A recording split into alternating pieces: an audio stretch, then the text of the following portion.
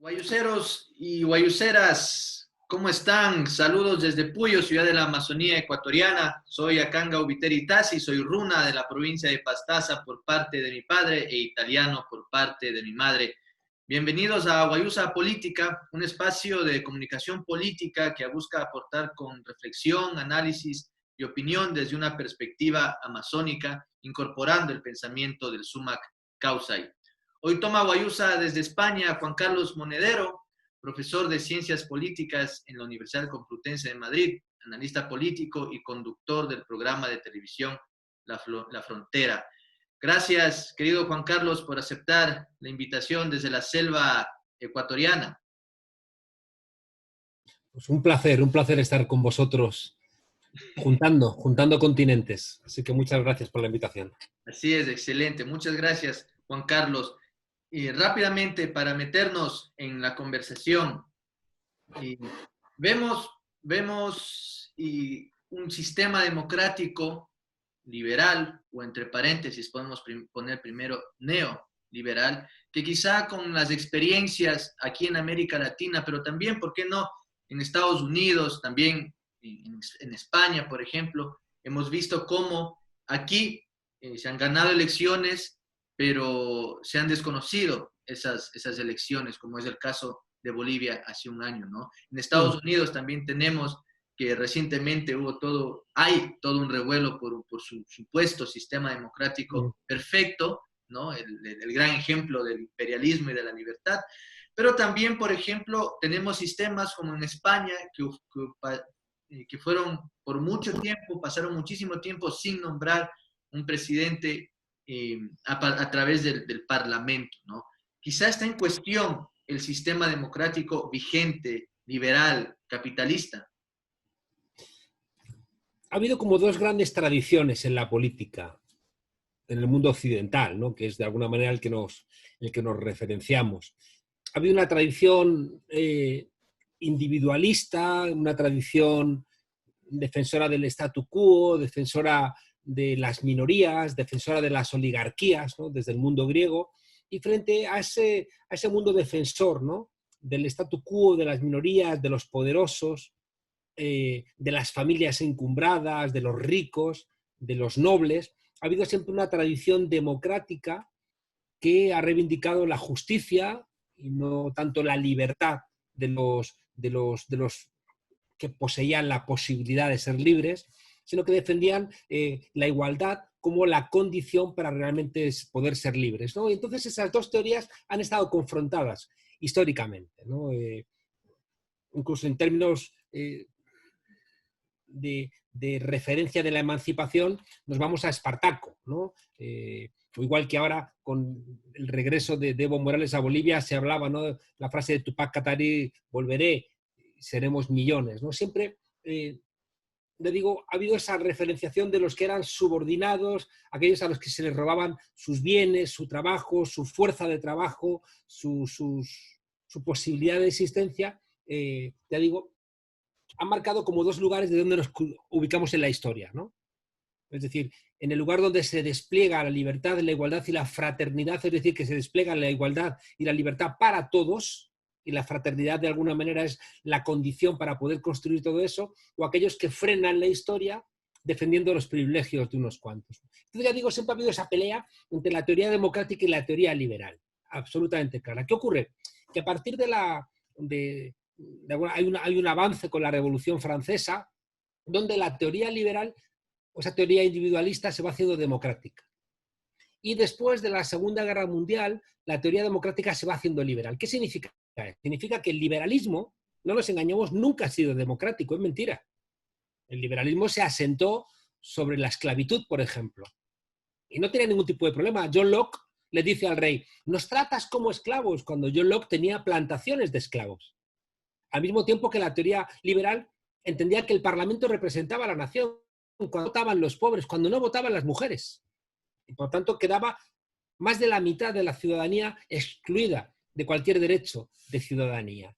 Entonces, ¿qué ocurre? Que las tensiones populares iban arrancando espacios de democracia al liberalismo. En el año 1793, Robespierre dice, frente a lo que habían dicho en el año 91, dice Robespierre, esto de la ciudadanía también es los negros. Porque cuando la comunidad negra se levanta en Haití, gritando libertad, igualdad y fraternidad y cantando la marsellesa, los revolucionarios franceses burgueses contra la monarquía absoluta de Luis XVI dicen, no, no, no, no, estos derechos de ciudadanía son para nosotros, no es para los negros. Igual que le cortan la cabeza a Olympe de Gouges, una mujer que decía, yo también quiero ser ciudadana, y le dicen, no. En cambio, en 1793, Robespierre dice, esto también es para los negros, los pobres, y es para las mujeres. Y le cortan la cabeza a Robespierre. A día de hoy, en París, Robespierre no tiene una calle. Lo tiene en la banlieue, en los alrededores, pero en la ciudad de París no tiene, porque representó la posibilidad de que la teoría liberal se hiciera realmente democrática. Y luego la teoría democrática se ha hecho liberal, ¿por qué? Porque ya no buscamos asaltar el Palacio de Invierno o la toma violenta del poder, sino que accedemos al poder a través de las elecciones. Y está bien, ¿no? Que la teoría democrática se haya hecho liberal, está bien. Y que el liberalismo se haya hecho democrático, está bien. Porque las dos se nutren, ¿no? Y una parte de la teoría liberal sobre la división de poderes, la independencia de la justicia, los derechos individuales, están bien, ¿no? Están bien.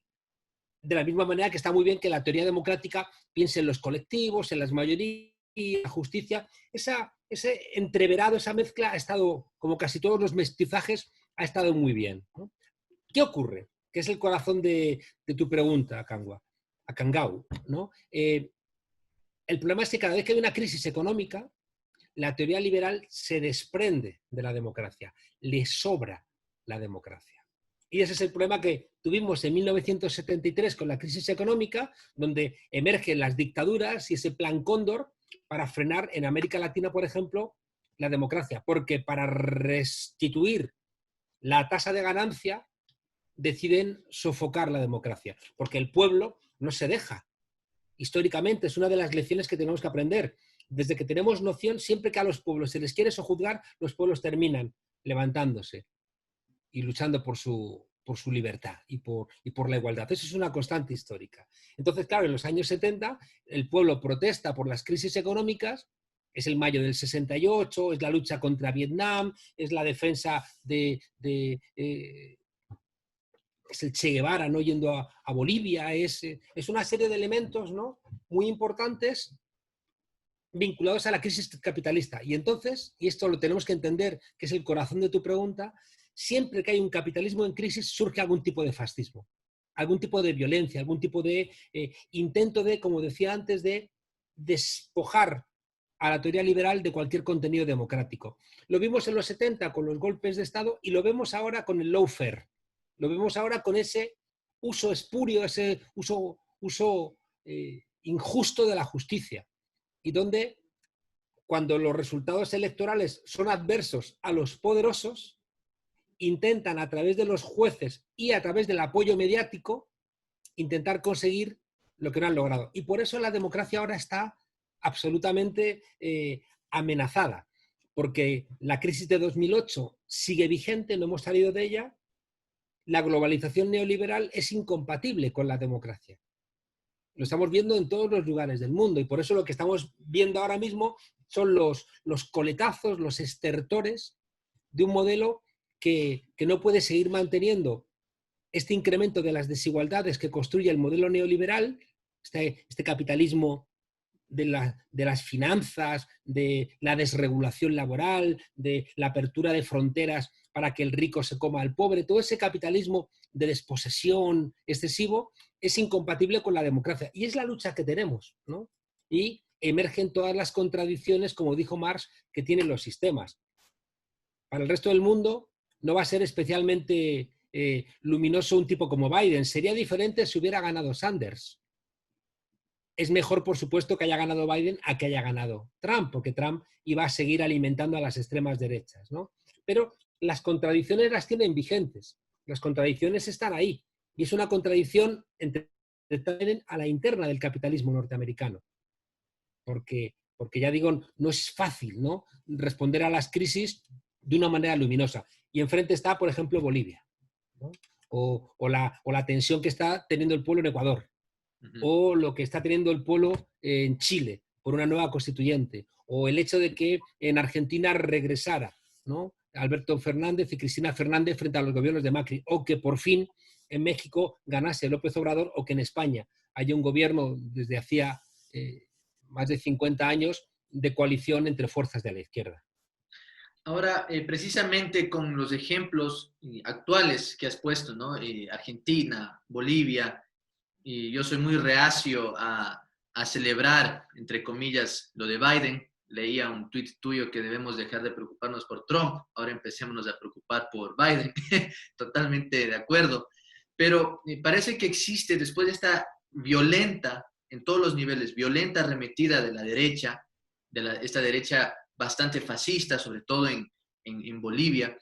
Nuevamente, como ya lo has mencionado, regresa Evo, ¿no? Gana Arce con Choquehuanca, ganan Fernández. Y entonces parece que quizá existe una nueva transición política de la izquierda nuevamente hacia el poder con los progresismos, ¿no? Con los ejemplos actuales, también los ejemplos, el ejemplo de Chile.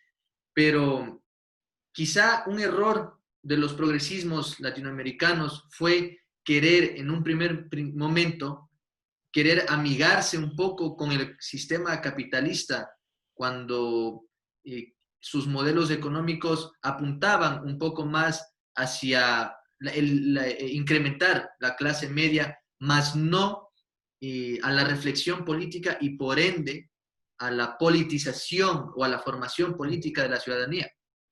No, tienes a Cangau mucha razón, porque eso es lo que explica que en Brasil, después de sacar a más de 20 millones de personas de la pobreza, cuando le dan el golpe de Estado a Dilma o cuando encarcelan sin pruebas, ¿no?, a Lula porque le sacaba 20 puntos de distancia a Bolsonaro, un juez penal que debiera terminar en la cárcel, el juez Moro, al cual después recompensa a Bolsonaro nombrándolo ministro de Justicia y de Interior. Cuando eso ocurre, esos 20 millones de personas que habían salido de la pobreza gracias a las políticas de los gobiernos de Dilma y de Lula, tenían que haber salido a la calle a defender a sus presidentes y no lo hicieron. ¿Por qué? Pues por lo que tú planteas. Porque se construyeron consumidores y no ciudadanos.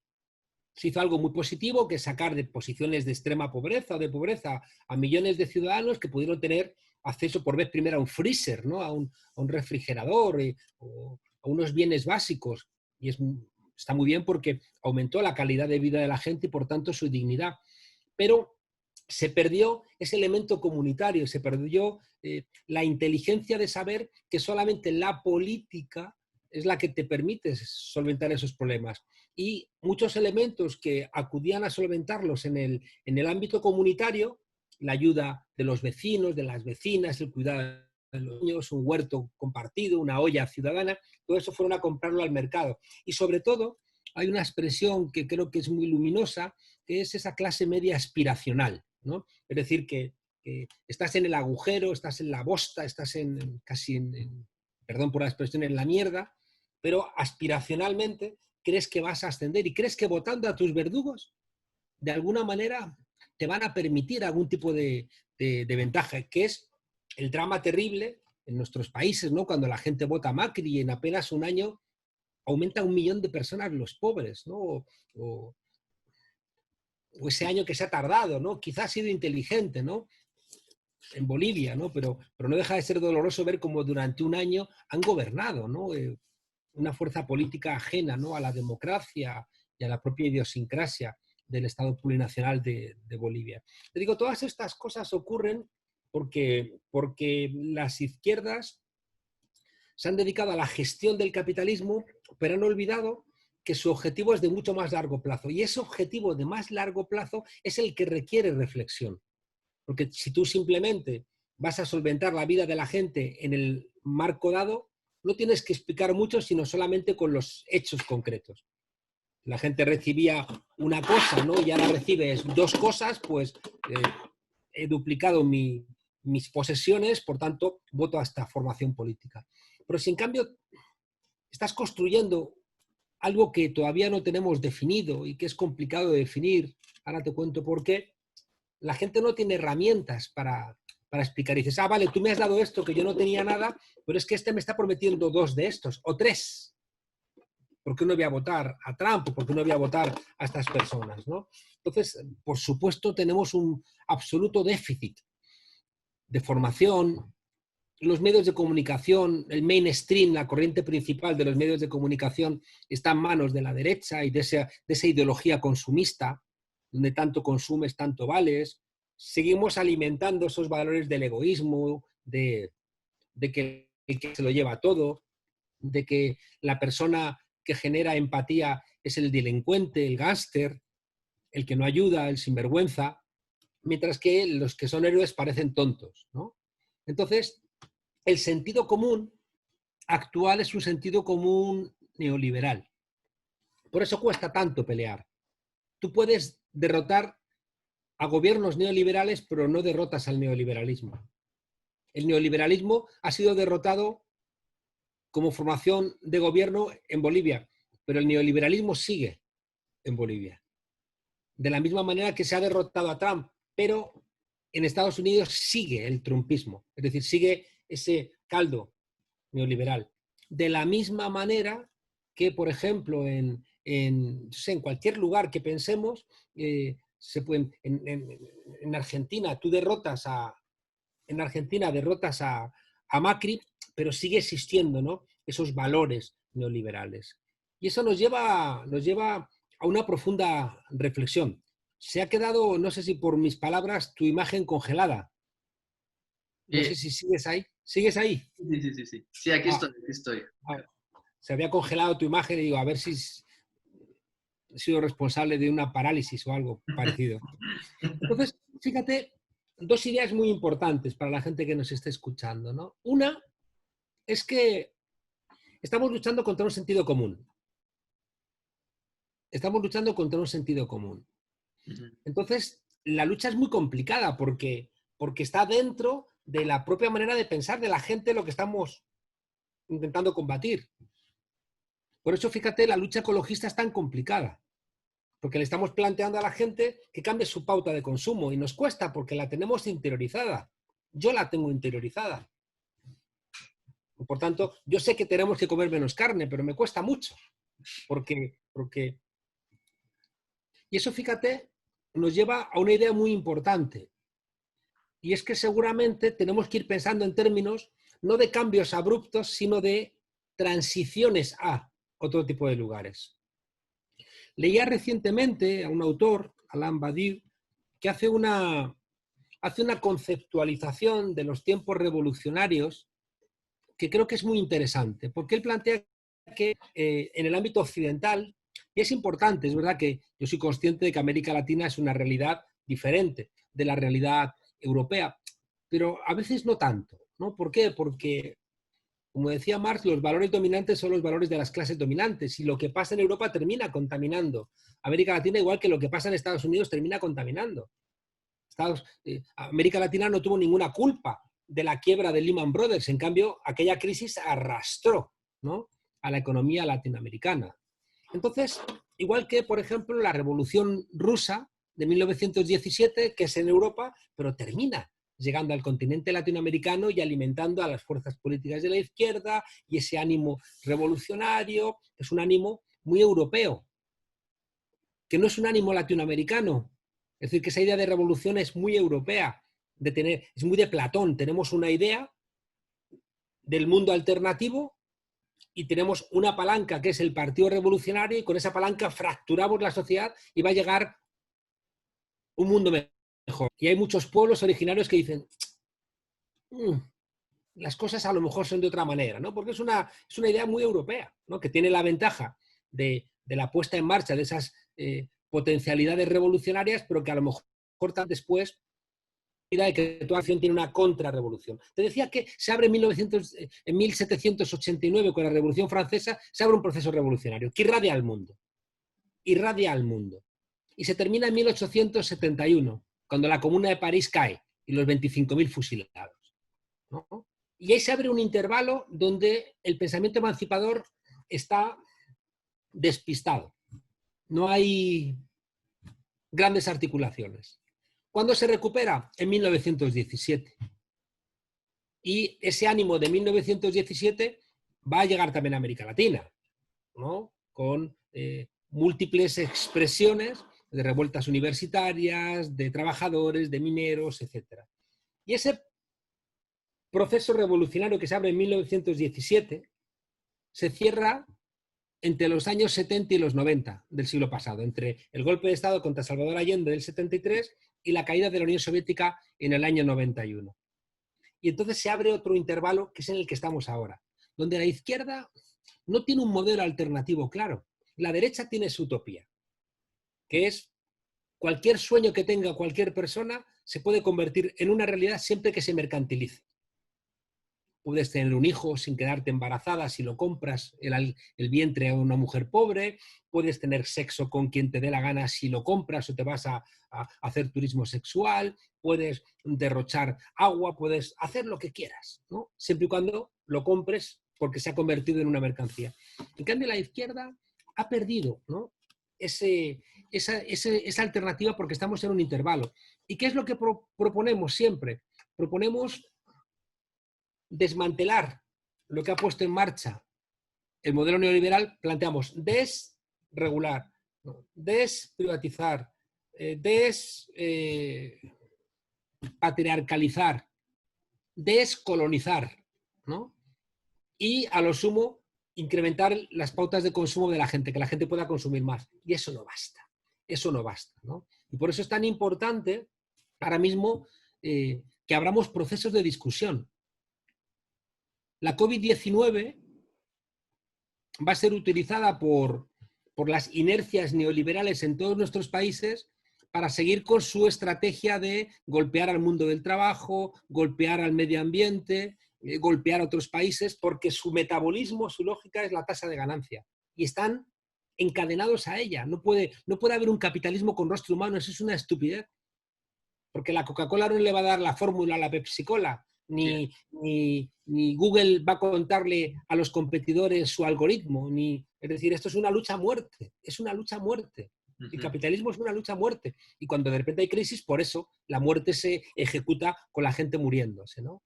Entonces te decía que la COVID-19, como nos contaba Naomi Klein, va a ser utilizado esta pandemia para ahondar en las políticas neoliberales. Lo hemos visto en Estados Unidos. Trump permitió prospecciones en Alaska, quitó las limitaciones medioambientales para que pudieran contaminar más las empresas, permitió que Walmart o McDonald's no pagasen los seguros de desempleo a los trabajadores despedidos. Es decir, era la doctrina del shock que se utilizó tras el Katrina para privatizar la educación, en Indonesia para privatizar la costa, en Chile con el golpe para privatizar los bienes públicos, salvo el cobre, porque los militares dijeron, si privatizamos el cobre, ¿de qué vamos a cobrar nosotros? Entonces, en todos nuestros países es muy probable que esa lógica neoliberal siga. Lo vemos en Argentina. La deuda que puso en marcha Macri con el Fondo Monetario Internacional la tiene que pagar Alberto Fernández de alguna forma. Entonces, esa lógica neoliberal sigue. La pregunta es, ¿seremos nosotros capaces en Bolivia, en el Ecuador, en España, de utilizar el dolor acumulado por la COVID-19 más los dolores anteriores, más la memoria de que se quemó Australia? Ya nos hemos olvidado, la memoria de que se ha quemado California, la memoria de que cada vez hay más desigualdades, de que los pobres no tienen para comer, de que los ancianos se mueren, de que la privatización de las residencias de mayores se convierte en grandes morgues. ¿Seremos capaces de todo ese dolor convertirlo en una conversación que sea la antesala del cambio que queremos? Ahí es donde nos la jugamos, que es también lo que explica a Kangau, porque yo también quería dedicar este tiempo para hablar con vosotros, porque todas las conversaciones que pongamos en marcha son necesarias, porque si no abrimos la conversación, el dolor se queda enquistado. Yo planteo siempre que tenemos que articular lo que yo llamo la ecuación de la transformación, que es el dolor, convertirlo en conocimiento. Pongo el ejemplo de Espartaco, que es un hombre que era hijo y nieto de esclavos, que lo sacan de la mina y lo llevan a la escuela de gladiadores. Está contento porque allí por lo menos va a poder pelear por su vida y en la mina ya estaba muerto. Y allí un día otro gladiador que no tenía que estar allí, que se llamaba Craxio, que era un galo de la actual Francia, que era un esclavo que se había levantado y en vez de crucificarle, que era lo que hacían con los esclavos, lo mandaron a galeras. Pero como se habían puesto de moda las peleas de gladiadores, lo sacan de galeras contra la ley, diciendo, bueno, al fin y al cabo va a morir, ¿no? Pero lo sacan de galeras y lo llevan a la escuela de gladiadores. Y en la escuela de gladiadores se da cuenta de que Espartaco tiene una madera natural de líder. Y entonces Espartaco un día le dice, perdón, Craxio le dice a Espartaco, yo una vez fui libre. Y Espartaco no entiende, ¿libre por qué? Fui libre, pero no entiendo la palabra. Que le quitamos el látigo a los capataces, pero los mataría, no, los matamos a ellos, pero vendrían los soldados, los derrotamos, pero vendría una legión de Roma, los derrotamos. Y Espartaco, temblando, pero, ¿y entonces qué pasó? Y le dice Craxio, pues que durante 3 meses fuimos libres y vivimos en comuna, donde todo era de todos. Comuna viene de comunis, que es lo contrario de inmunis. Inmunis es lo que no te afecta, de donde viene inmunidad, y comunis es lo que te afecta. Entonces Espartaco, el dolor se lo convierte en conocimiento. Doler, saber. Cuando tú sabes de dónde viene el dolor, quieres acabar con él. Doler, saber, querer. Cuando tú quieres acabar con el dolor, buscas la forma. Y Espartaco reúne a los esclavos y les dice, mirad a vuestro alrededor y decidme una sola cosa que no hayáis construido vosotros. Y miran y dicen, todos lo hemos construido nosotros. Y les dice, mirad otra vez a vuestro alrededor y decidme una sola cosa que sea vuestra. Y miran a su alrededor y dicen, nada es nuestro. Y entonces Espartaco, tomando una frase del Manifiesto Comunista, el escritor Howard Fast dice, entonces en la revolución no tenemos nada más que perder que las cadenas.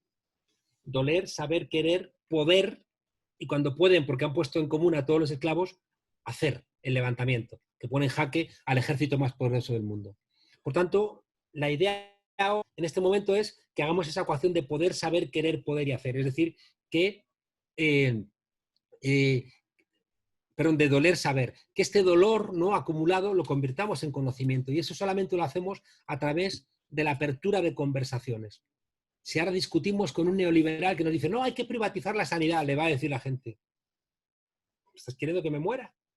¿Me estás planteando que es que hay que despedir a los trabajadores? ¿Quieres que me muera? Es que hay que... Entonces, es el momento de abrir esas grandes conversaciones. Ahora, Juan Carlos, yo quisiera terminar con 2 ideas puntuales también para recibir de tu parte también reflexiones. Una, los medios de comunicación, sin duda alguna, tienen su fuerte incidencia, si no su incidencia más directa, en procesos electorales, durante la gobernanza de un proyecto político, ¿no? Y tú en tu libro de la política urgente para gente decente, y hablas de la mediatización de la política, ¿no? de la lógica mediática para expresar un mensaje, un determinado mensaje político.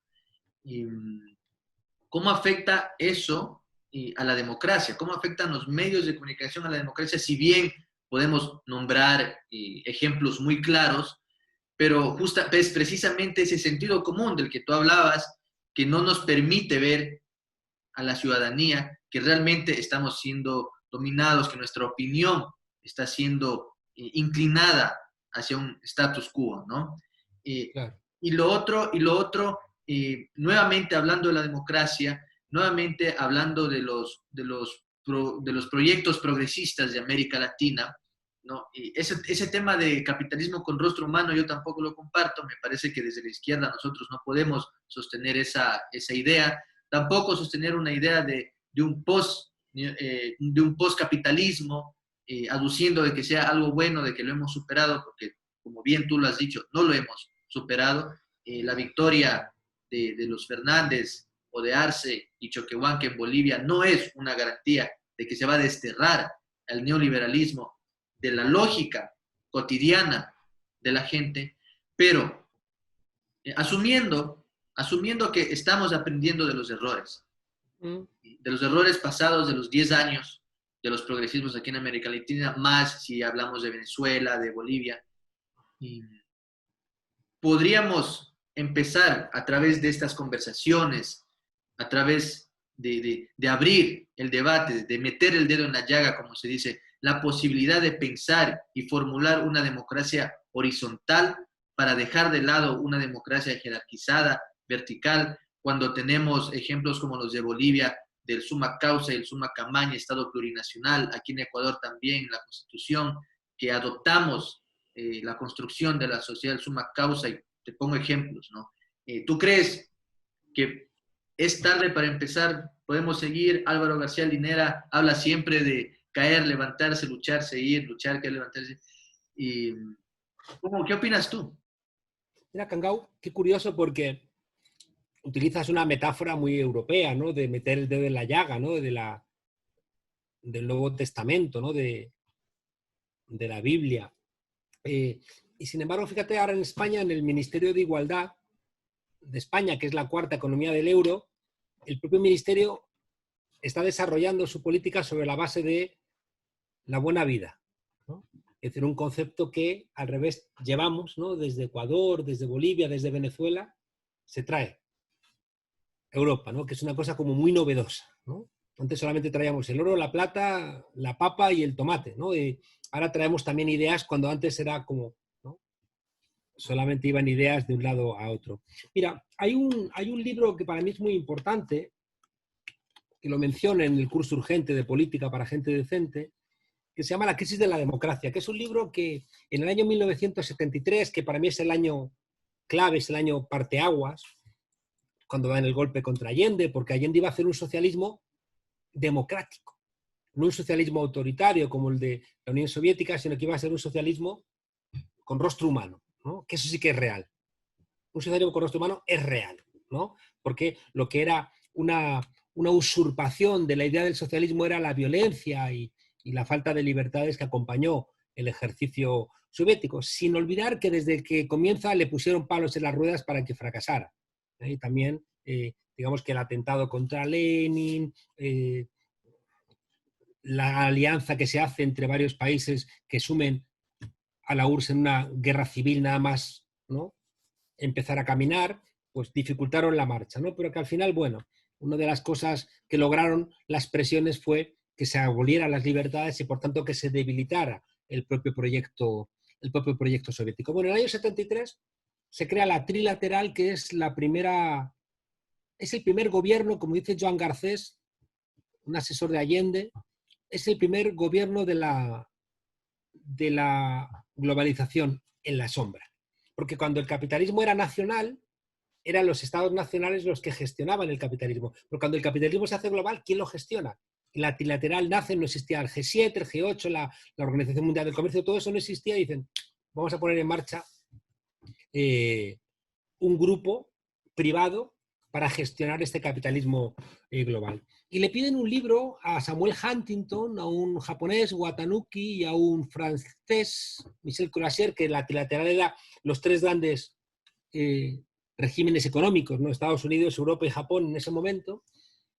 Y fíjate qué curioso, esos autores compran el diagnóstico que había hecho la izquierda de que había una crisis en el capitalismo.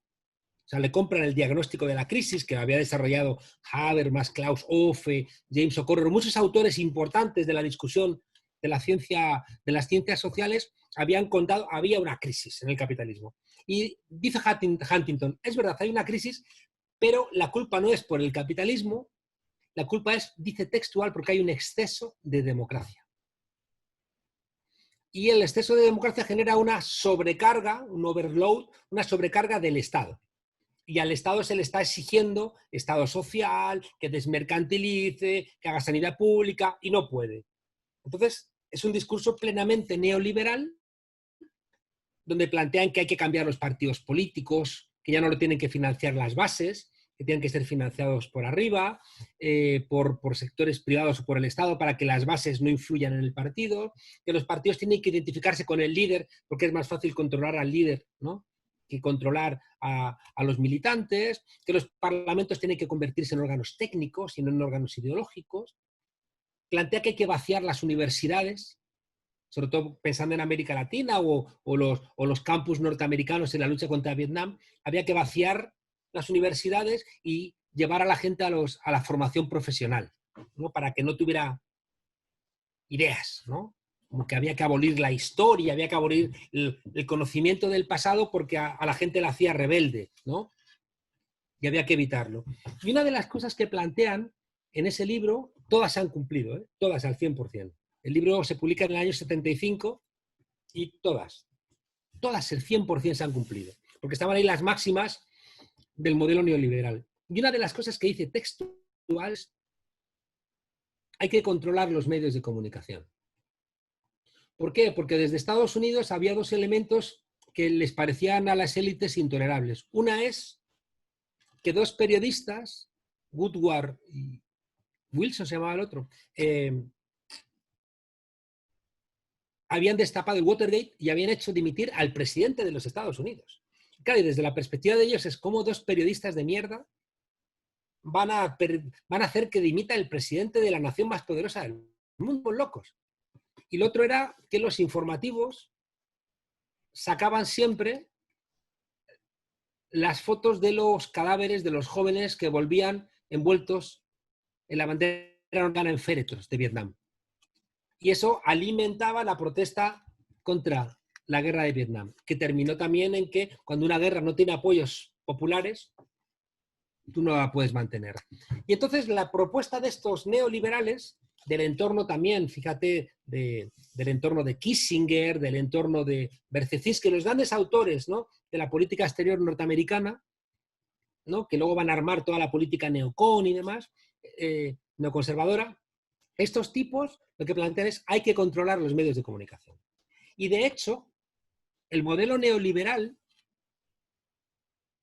va a terminar agarrando el aparato del Estado, pero antes de agarrar el aparato del Estado, en el 78 Juan Pablo II, en el 79 Margaret Thatcher, en el 80 Helmut Kohl, en el 81 Ronald Reagan, en el 82 Felipe González, y luego también en América Latina pues los Miguel de la Madrid, todos estos neoliberales del PRI que van de alguna manera a extender por América Latina los principios neoliberales, ¿no?, frente a esa idea del PRI en México tradicional, que era más estatista. Bueno, pues todos estos, ya digo, antes de acceder al aparato del poder, han sembrado las ideas a través de universidades, think tanks, fundaciones, revistas, ONGs, etc. Entonces, ellos han sembrado antes el cambio de conciencia. Por eso, fíjate, es muy curioso que la derecha sea lectora de Gramsci antes que la izquierda, porque ellos son conscientes de que o cambias la manera de pensar o puedes acceder a una posición, lo que llamaba Gramsci la guerra de movimientos, pero luego no eres capaz de mantener esa posición y la pierdes. Entonces lo que hay que hacer es guerra de posiciones, es decir, asentar en la conciencia que eso es incuestionable, que eso no tiene marcha atrás. Y desde entonces vemos que los medios de comunicación se han convertido en empresas de medios de comunicación. Se han convertido en empresas de medios de comunicación, con un control férreo. Y cuidado, una idea muy importante para ti y para todos los que nos están escuchando. La pelea ahora ya no está en los medios de comunicación solamente, que está en las redes sociales. Es decir, toda la neurociencia y toda la matemática más avanzada está trabajando en redes neuronales, en Big Data, en Facebook, en WhatsApp, en TikTok, en las redes que es a través de las cuales nos están construyendo nuestra manera de pensar. Cada vez que damos a un like, a un me gusta, nos sentimos a gusto, porque, o cada vez que nos dan un like a nosotros, porque generamos serotonina. Es decir, están estudiando nuestro cerebro. Saben cuando estamos tristes, cuando estamos alegres, si estamos buscando algo, cuáles son nuestras tendencias sexuales, qué carencias tenemos, qué anhelos tenemos, cuántos amigos tenemos, de quién nos acordamos, cuánto tardamos en leer, dónde vivimos, qué sentimos. Lo saben todo de nosotros. Tienen 7.000 datos de cada uno de nosotros. 7.000. Saben más de nosotros que nuestras parejas. Y en ese sentido, están, a través, ya digo, del Big Data y demás, están controlando nuestra manera de pensar. Los anuncios los están haciendo neurocientíficos. para saber qué partes del cerebro se activan cuando aparece una cosa u otra, para que te genere miedo, ansiedad, deseo, para después comprar ese producto. Están teniendo la posibilidad de lanzar mensajes individualizados. La derecha norteamericana, a través de Atlas Network, ha participado en el intento, ¿no?, de justificar el golpe de Estado en su momento en Bolivia, pero también están detrás de que haya sacado 70 millones de votos Donald Trump, más que en las anteriores elecciones. Ahí detrás están la Fox, por supuesto, están las televisiones, pero también están importantísimos las redes sociales, Facebook, Twitter, WhatsApp, etcétera. Y por tanto, cuidado, que ellos nos sacan varios cuerpos de ventaja. A ver si estamos preocupados por las televisiones y no nos damos cuenta de que ellos están operando ya en otros espacios. También en las televisiones, sin duda, pero también están operando en otros espacios.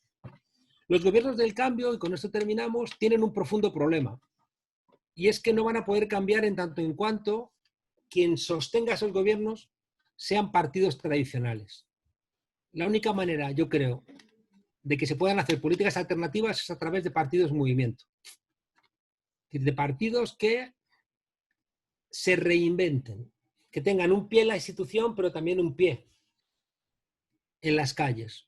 Partidos que tengan la capacidad de entregar a la sociedad civil gestión de cosas relevantes. Un partido que sea al tiempo, como yo digo en mis libros, que le ocurre a la luz onda y partícula al mismo tiempo. Es decir, que sea estructura, porque sin estructura no se mantienen las formaciones sociales. Los movimientos sociales les ocurre como a las olas en el mar, que solamente existen cuando hay viento.